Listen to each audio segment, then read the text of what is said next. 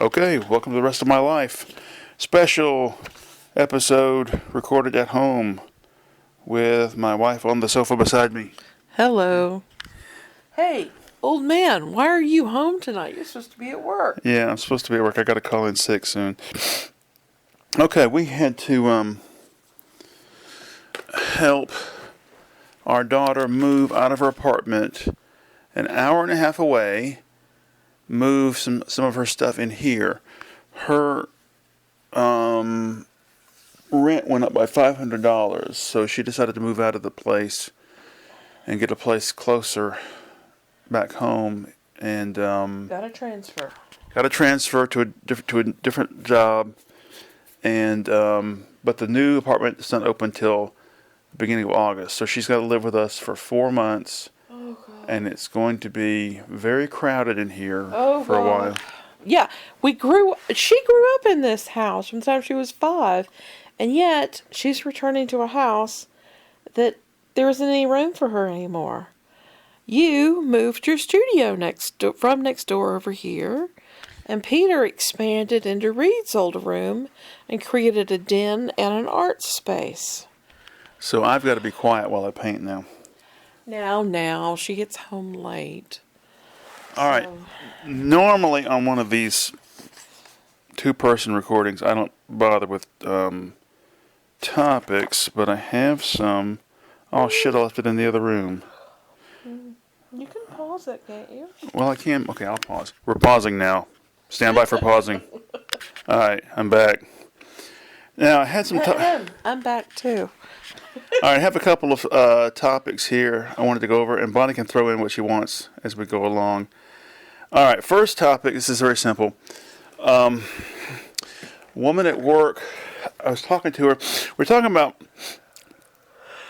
people we've worked with in the past, or bad supervisors or something. And she mentioned that this one woman who used to supervise was a dyke. And I said, oh, I never thought I'd hear you say that word. And she goes, why? What do you say? Well, I said, well, I usually say lesbian. And she went around asking people, what words do you know for lesbian? So, yeah. So I said, I was talking to her and this other guy who's about her age. They're both about 10 years older than I am. And I said, well, I hate to say this word. It's sort of an ugly word, but I said, when I was a kid back in the 70s, sometimes you'd hear bulldagger. And both of them were like, oh, yeah, I remember that word. And the funny thing is, I've heard that word, like in old movies, or, but I've never, that word has never come out of my mouth before, and I didn't know how it would be received. I'd never even heard of it before. There's an old movie with a title that I can't say publicly. It's N-word? Yeah, it's the $1 Million N-word, and it's starring this terrible comedian named Steve Dollar. And anyway, he uses that word in the movie, like a 70s cheap comedy. Anyway, all right, moving on. Next topic.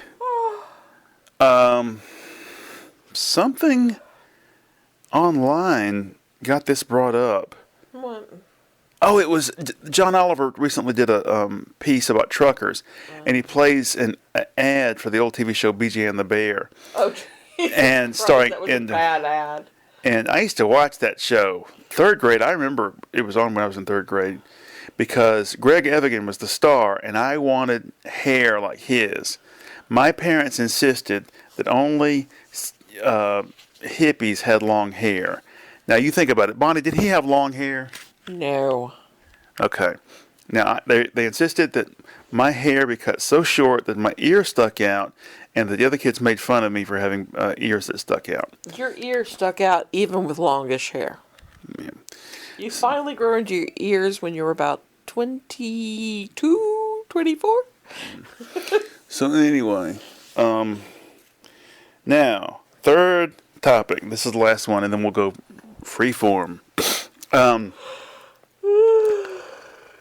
one of the I think it was the last time I ever went trick or treating. My aunt Janet took my sister, Janet's son Jason, and me out trick or treating. And right about half a mile down the road here, not even, maybe a quarter of a mile down the road, there was this really old couple that lived in this old house. And so, when you're trick or treating, if the lights on, if the front lights on, they're accepting trick or treaters that night. So we pull up, ring the doorbell, say trick or treat, and this old lady shambles out with this look of absolute just disgust and impatience on her face. And she shoves a whole unopened bag of candy into each of our hands, and then without saying a word, turns around, walks in the house, slams the door, and turns the light off. Oh my God. Was it old lady candy like peppermints? It was like Christmas candy? No, it was like those Dum Dum lollipops with the ads for, send in 5 wrappers and you can get a spy watch or whatever. Yeah. Stuff, shit like that. So, let's talk about the move. It was exhausting. Yeah, that's why you're staying home tonight. Yeah. We're worn the fuck out. We're old. I had to get up. Well, I had to borrow my mother's truck the night before so we'd have it ready. And then we left at 6:20 in the morning. Drop Peter off. Dropped our son off at work. Then drove. Did you hear that just then? Stop it. Okay. Drove all the way up there and loaded the truck up. And the first load was a dresser, a mattress, and a chair. And I had to strap it down really tight. Table. Well, that was not that big of a deal, but the mattress was the big deal because it was very cold and very windy. And the last 2 weeks or so, I have seen so many mattresses on the side of the road. I was terrified it was going to blow out of the back of the truck. So I had to drive 50 miles an hour the whole way home in this truck that I'm not familiar driving. And it was such a pain in the ass. And this was on roads that were state highways with 65 zones with people going 75 around us. Yeah. And trucks nearly blowing us off the road. The semis passing us, they buffet the wind up against that mattress, which was straight down the center and upright. Oh my God. And the last day I worked, I'd already worn my right arm out in particular, and I've had a cramp in my neck for 2 weeks. So that contributed to my calling in tonight. But anyway, so we get home and had a little snack, and I took a nap. Got up at 2:30 and went back up there for the rest of it. Meanwhile, I had driven an hour to and from to get Peter from work. So that added an hour in the car. More butt-numbing riding in the car. But the second trip was easier because it was just a sofa and that wasn't going to blow out because that's low profile. I was able to go about 65 the whole way. And by the time we got home... What was in there? A sofa and was it a dresser? No, a sofa and a shelf? It was a sofa and that sort of pyramid shaped bookshelf, the folding shelf thing. The folding desk. But we had the back of the back half of the cab was full of cushions and that bookcase thing. But so anyway, by the time we got home, it was 6:43 in the afternoon. So it was a solid 12 hours. Anyway. We didn't get home. We had to stop and fill up my mother's gas tank, which was $60. I've never spent that much for gas all at once. Oh my God, what was it? 18 miles a gallon, and we're used to 48 to 52 miles a gallon. So it was shocking to have to spend that much. Well, I put 16 gallons in for $60. So that's, I don't have a calculator with me, but I guess you can do it in your head. You do it in your head. I'm too tired. I broke my brain. I broke my body yesterday. So I haven't been able to work out the last 2 days, and I've eaten like a horse. Oh, in the house. The house is overwhelmed. Oh! Stuff. Now let's point out something else. Yes. Knowing Yes. that my daughter would be moving in all this extra junk, Bonnie accepted the gift of a 6-foot-tall poisonous cactus from her father. It's 5.5 feet tall. And you have to put on a hazmat suit to move it. It's still leaning because it's so big and heavy. I've got to go And over there I and just strap can't it to believe the it. wall. I just thought, my What God. the fuck have I done? But Lance, it was free.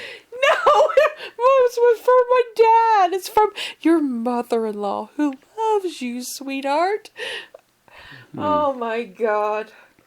My dad and I had to put it in the back of my car using one of those 4x6 blue tarps.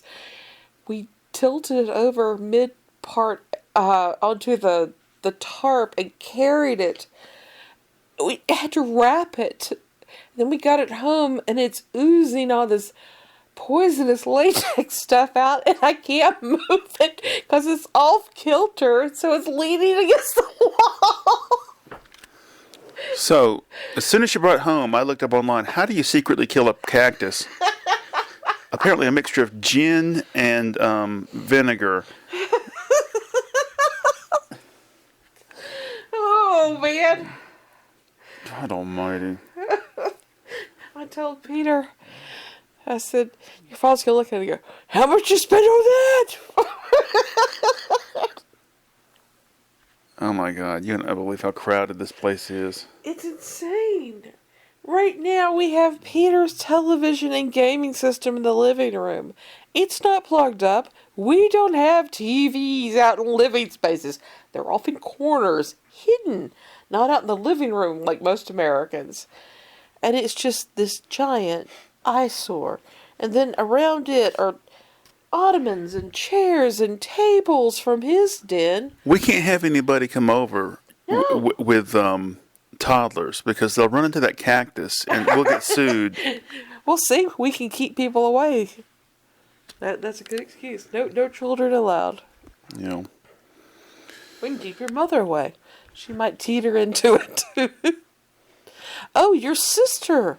Your sister's working. Yeah, my sister, I don't know if anybody's been keeping up with the soap opera so far, but, she went out to, it wasn't Vegas, was it? Albuquerque, New Mexico. Albuquerque, New Mexico, for a temp nursing job.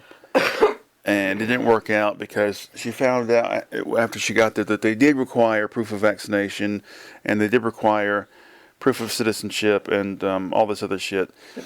So she's been waiting for another assignment, and they sent her to Alma, Georgia, which is down south. Bumblefuck, South Georgia. Listen, if you look at a map of Georgia and cross and make a line that bisects the state horizontally, equidistant, up and down, that anything below that line is just a sandy, hot, humid hellhole. Full of gnats and other biting insects. When I was in high school, because I went to a small Christian school, our football team had to play all over the state because there weren't enough other schools around locally. Sandburrs. Remember Sandburrs? Yeah. So we had to play in Valdosta one time. You drove all the way down there, and it was ungodly hot, and just the air was just this stifling. It was just thick with ingrained history of ignorance. And anyway, so we're playing on the football. Go to the football field. The football field wasn't covered with grass. It was like weeds and large patches of red, hard dirt.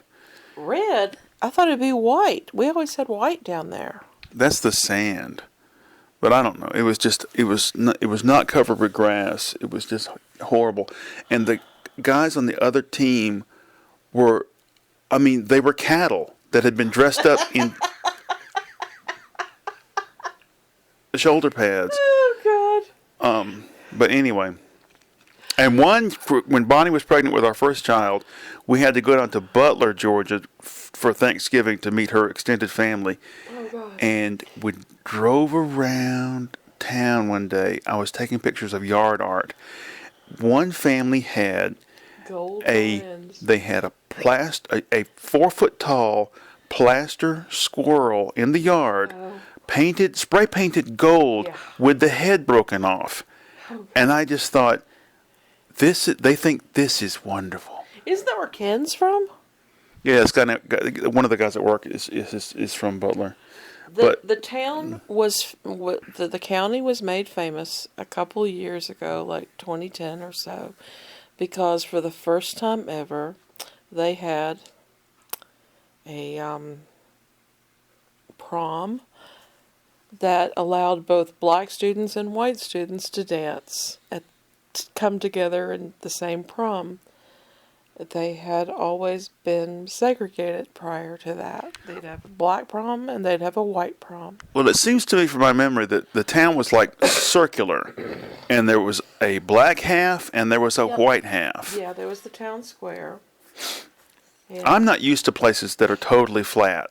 Oh. That, you drive around and it's like no differentiation. You're just driving around and around in a circle, and you can't tell where you are. The horizon was cotton fields and pine tree forest. My grandparents had pine tree forests that have logged every couple of years. Why anybody would live down there is beyond me. Cheap land. My granny's people were from down there, and they had hundreds of acres, dirt cheap, and then gave it to her and her husband. Then they split it up, 50 acres each, what they had. Now see, the top fourth of Georgia is the mountains.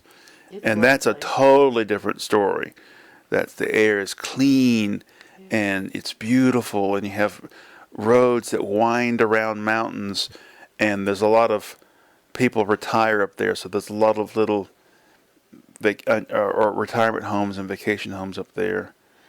But down there, you will drive 20 or 30 minutes before you hit the next town, and in between is just the worst rural poverty you could imagine. Tar paper shacks, and then there are areas up near Macon where they have swamp areas, and of course, way down south there's the Okefenokee swamp. But down near Macon, there's a fall line right below there as you're going to Butler, and the whole earth just shifts 4 feet south, just down drops. And so there's waterfalls and stuff that are really pretty. But prior to that, there's this stagnation below Macon where it's just swamps on the side of the road. Desolate, god-awful swamps. When we went down to Granny's growing up down in Butler, you never drank water down there because the water was so bad. You had iced tea. And if you had juice, then you had to buy it prepared from the store, because you couldn't just make it from concentrate because the water would ruin the taste of the juice. Oh, that reminds me. I have an idea for a parody of the movie Beetlejuice, and it would be simultaneously a parody of Beetlejuice and a sort of comedic take on the life of the Beatles manager Brian Epstein, and it would be called Beatles Jew. Seriously? I'm gonna smack the shit out of you for that one. You're not funny. Yeah, it's not funny. Okay. You're not funny. Oh, what a life he had. He just... Who was the fifth? George Martin. George Martin was the other. Yeah. Yeah, he's really the fifth Beatle, the producer, George Martin. He produced Cheap Trick. Oh, Jesus. That means... One album. Oh. But what's the second biggest band that he produced? I have no idea. America. He was their producer. Whoop-dee. Oh, I like America. I like that sort of, I like that soft, let's all get along hippie music. Oh, you got me Glenn Campbell the other day. Yeah. Was it okay? About half of it was okay. I mean, Damn You for Rhinestone Cowboy. I knew every single word of that song. I remember that. I remember that song growing up. I also remember Horse with No Name. It was Lineman for the County. Oh my God. I am a lineman for the county. What a topic for a song. I know. Is that a romantic profession? No. Okay. Well, I think we're nearing the end of the show, so... Where are we now, my hard-working man? Anything to add? Take me to bed. Ooh. All right. See you next time. Bye-bye.